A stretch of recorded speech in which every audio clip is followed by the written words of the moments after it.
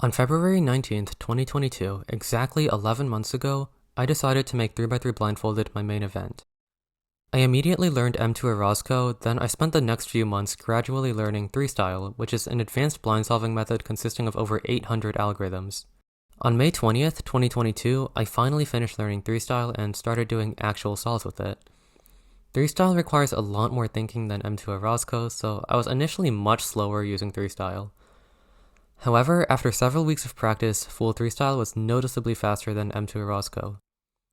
On June 19th, I got my first unofficial sub 30 with a 27.04 PB single using full 3-style.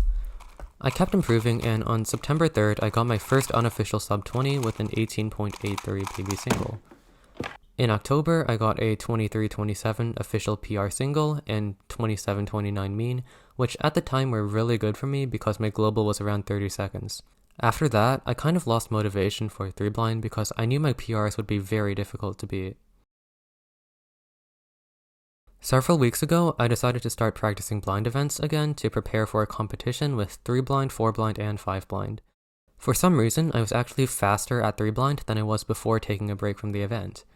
I went from averaging 30 to 27, and I realized that I could break my PRs if I got lucky. The first round of 3-blind was uneventful. I DNF'd the first two solves, then clutched a 24 in the last one to make finals. I was happy with the time, but it wasn't a PR. Then, on the first solve of 3-blind finals, this happened.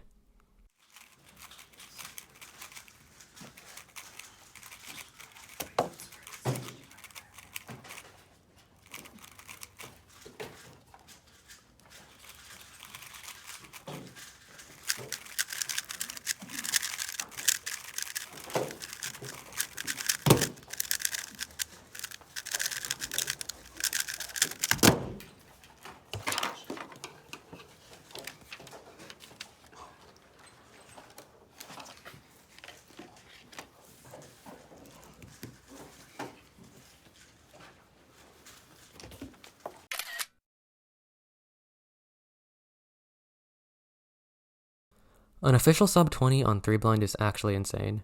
They're super rare for me at home, so getting one officially was unbelievable. Luck was definitely a huge factor in the solve, as it was only 8 algs, but I also managed to focus really well and not mess up. As of now, the solve is ranked 47th in the world. So I scramble in WCA orientation.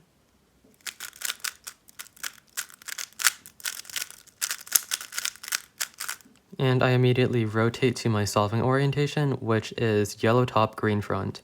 Funnily enough, if you actually solve in white-green orientation, which is what most people use, this becomes 9 algs without floating because your UFR corner buffer is solved.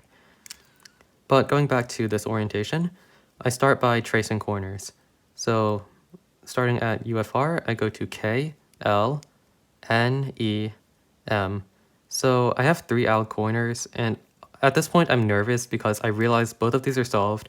I've seen these two solved edges already, and this could be a good scramble, or this is a good scramble. So since I traced parity, I start tracing edges, and this goes to B because of UFUR swap, then W, G, A. Now here I cycle break to F, J, because F, J is a really good comm, and then I go Z, T, R, L, and that completes edges. So now I start my execution going B, W,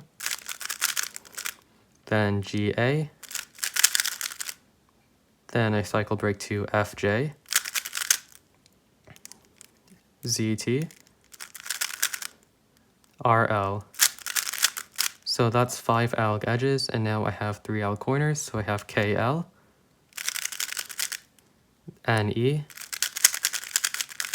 and M. The alg I use for M is, I think, a bit slower than the optimal alg, but it's a lot more consistent. So what I do is rotate and then do this, and that finishes the solve.